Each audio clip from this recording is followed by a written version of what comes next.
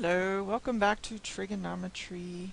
Today we're going to continue talking about trig equations, but we're going to specifically talk about trig equations that involve inverse trig functions.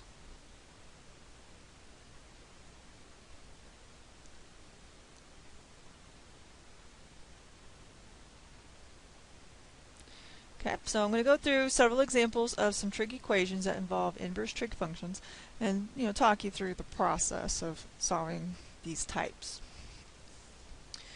Okay, the first one is going to be pretty straightforward. Its equation says y equals 4 times the tangent of 3x, and it wants us to solve for x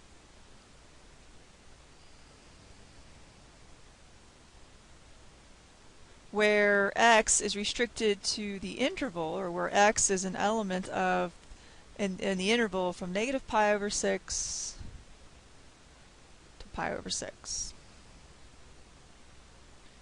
Okay, so we're solving for a specified variable here. We're solving specifically for x. There's two variables.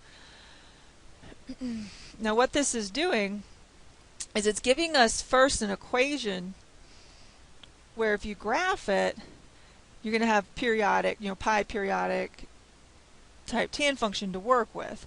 But if you really look at this closely and look at the period of things, with tangents, you're trying to look for your period when you're graphing, you would say, well, negative pi over 2 is less than this 3x, which is less than positive pi over 2. So that means you got negative pi over 6 is less than x, which is less than pi over 6. So by limiting x to negative pi over 6 to pi over 6, you're narrowing it down to one interval where everything's going to be 1 to 1. You're limiting it down to that tangent piece where it's 1 to 1 so that it does indeed have an inverse. So it ensures it's 1 to 1. So that was an important piece of having inverses. If you have a function that's 1 to 1, then it has the inverse. Okay, because we're going to be using inverses here to help us to solve this equation because we're trying to solve for x.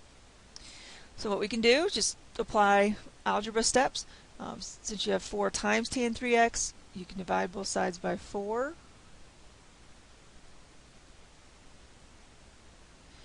Then you're trying to solve for x, so you can go ahead and take the inverse tan of y over 4, and that's going to equal 3x. And then you divide both sides by 3, you got 1/3 times the inverse tan of y over 4 equals x. And so now you solve for the specific variable x, and it's over this interval from negative pi over 6 to pi over 6 for x. So you've got infinite values of x, y, infinite order pairs x, y that are going to work here, but you're limiting them so that x falls in this interval so that you're guaranteeing everything's 1 to 1. Okay. Alright, here's another one. Let's say you have something like 3 arctan x equals pi. You're trying to solve for x. Well, you can divide both sides by 3, so you get arctan x equals pi over 3. Then if you're trying to finish solving for x, well, using definition of arctan, you can say x equals the tangent of pi over 3. And it's like, oh, okay, that's something that we can do. We can look at pi over 3, figure out the tangent. The tangent's going to be square root of 3. And if you wanted to check that, you got 3 arctan of square root of 3 equals pi.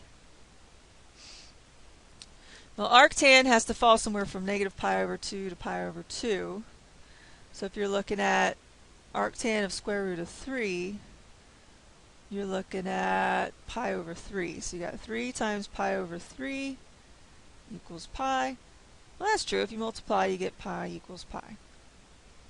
That checks out. It proves it when you plug back into the original equation.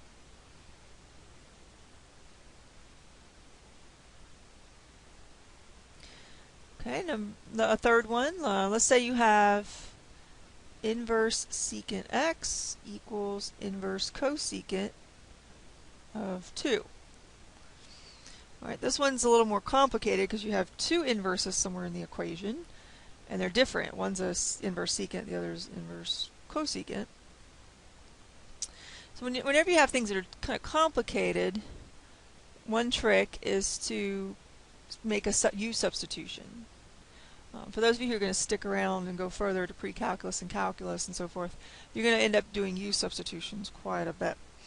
But it's a way of just making things a little easier to work with for a time, and then you can go back and mess with the u later. So we're going to let u stand in for the inverse cosecant of 2. Okay, so this means that the cosecant of u is 2. Alright, inverse cosecant. See, cosecant is 1 over sine. The inverse, let's see, the inverse sine falls somewhere either in quadrant 1 or quadrant 4. So that means inverse cosecant has to fall somewhere in quadrant 1 or quadrant 4. And if the cosecant equals positive 2, then this must be in quadrant 1. If you're going to have a positive cosecant, you must be in out of quadrant 1 or quadrant 4, it must be in quadrant 1. Alright, cosecant u equals 2. That means 1 over sine u is 2. So sine u is 1/2. Okay, knowing that, we can sketch ourselves a triangle in quadrant 1 and use that. We know we have to be in quadrant 1 because of the fact that cosecant u equals something positive. And that means sine is also in quadrant 1. So if this is our u, if this angle is our u, and sine u is 1/2, opposite over hypotenuse, 1 over 2, then this adjacent side, using the Pythagorean theorem, must be square root of 3. Okay. So if that's the case, then, alright, going back, we said let inverse cosecant of 2 be u. Well, if the inverse secant of x equals u, that means x must be secant of u. So x must be 1 over the cosine of u.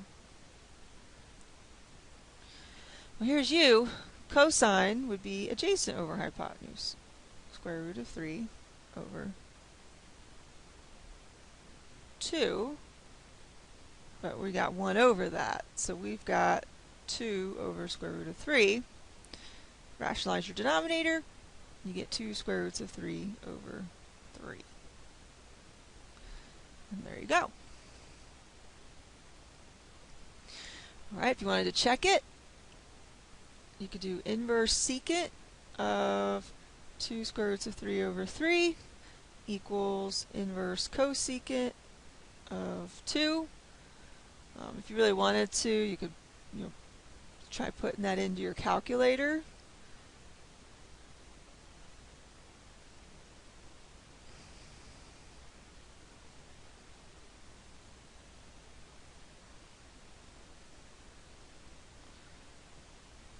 Should be able to put it in like that. Let's check it out. Second cosine of square root of 3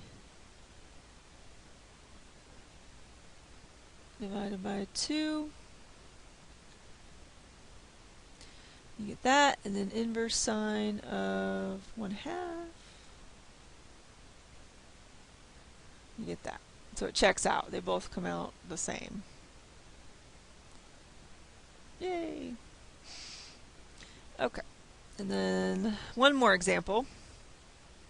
Let's say you have something like arc cosine of x minus arc sine of x equals pi. Alright, this one's complicated too. It's kind of complicated like number 3, like the third one, where you have two different inverses involved in the same equation. It really does help to go ahead and maybe solve for one of these in a way. Like, Like, go ahead and add arc sine x to both sides. So that you get this. Because then you can go ahead and, like, with the definition of arc cosine, you could say x equals cosine of arc sine x plus pi. Now if you want to, you make it a little easier, do a u substitution. Let u stand in for arc sine x. So then x equals cosine of u plus pi. But this still hasn't solved our problem because we still have, we have x on this side, but the u stands for arc sine x, so we still have an x in here too. So we really need to, work with this a lot more. Alright, so like the previous problem, our goal is to try to figure out what quadrants we're working with and try to sketch some kind of a triangle and work with that so that we can actually get some kind of expressions and values and so forth to do here. What is it we're going to need? Well, looking at this, okay, cosine of u plus pi. I have an identity that tells me, I can do cosine u cosine pi minus sine u sine pi. Okay, I can clean it up a little bit. Cosine u, then cosine pi is -1 minus sine u, and then sine pi is 0. So x is going to equal negative cosine of u. But I still don't know what u is. So I got to break that down somehow. Okay, which I know u is arc sine x, but I don't feel like I've gone too far with this yet. Alright, so let's see here. How can I sketch a triangle? Well, if arc cosine x equals arc sine x plus pi, then that means that arc sine x plus pi must fall between 0 and pi.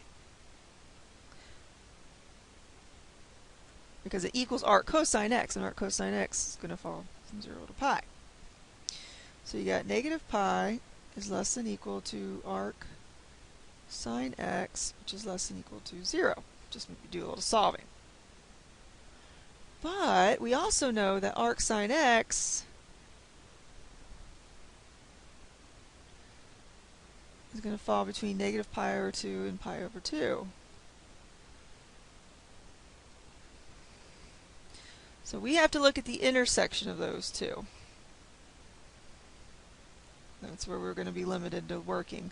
So we got negative pi over 2 is less than equal to arc sine x, which is less than equal. I'm sorry, not negative.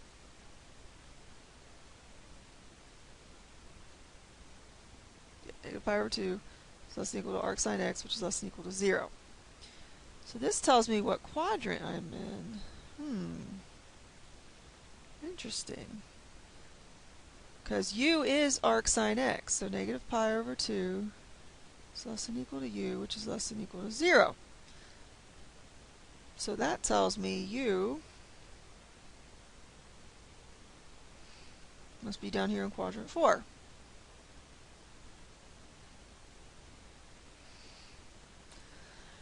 Okay, so then with that in mind, let's see here. If u is in quadrant 4 and u equals arc sine x, let's see, if u is arc sine x, then x would be sine of u.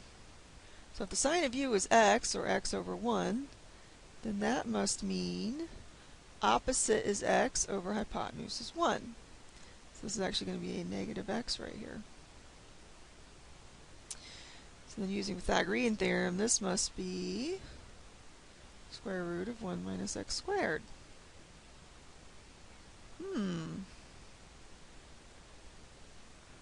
Okay, so then x must equal negative, and then cosine of u would be adjacent over hypotenuse. Square root of 1 minus x squared over 1. So negative square root of 1 minus x squared. Okay, okay.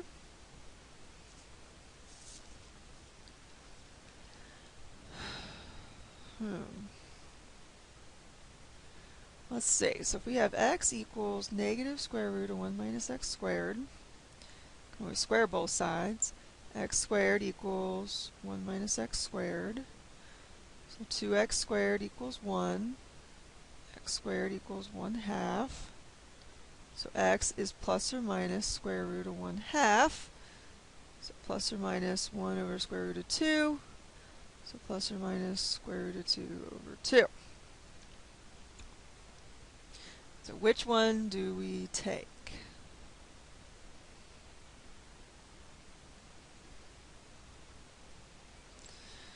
Let's see. Let's try them both out. Well, if we did arc cosine of square root of 2 over 2 minus arc sine of square root of 2 over 2, would that equal pi? Well, we'd have pi over 4 minus pi over 4, which is actually 0, which is not equal to pi. So it can't be that one. Okay, let's say instead we have arc cosine of negative square root of 2 over 2 minus arc sine of negative square root of 2 over 2. Would that equal pi? Well, arc cosine of negative square root of 2 over 2 is 3 pi over 4. Arc sine of negative square root of 2 over 2 is negative pi over 4. Add the two together, you get 4 pi over 4, or pi, which does indeed equal pi. So x equals the negative square root of 2 over 2. So that's a nice long-winded example. But we had to go through all that because you have, the arc cosine and arc sine in the same problem. And you're end up doing like cosine of arc sine plus pi. So we did this little u substitution to help us to think through this a little more clearly. We ended up applying one of our identities here, and we had to end up drawing triangles to help us to get values as well. And here's where we ended up. So when you have a go at problems like this, you're going to be using these techniques or a mixture of techniques, as like this problem was a whole mixture of techniques here.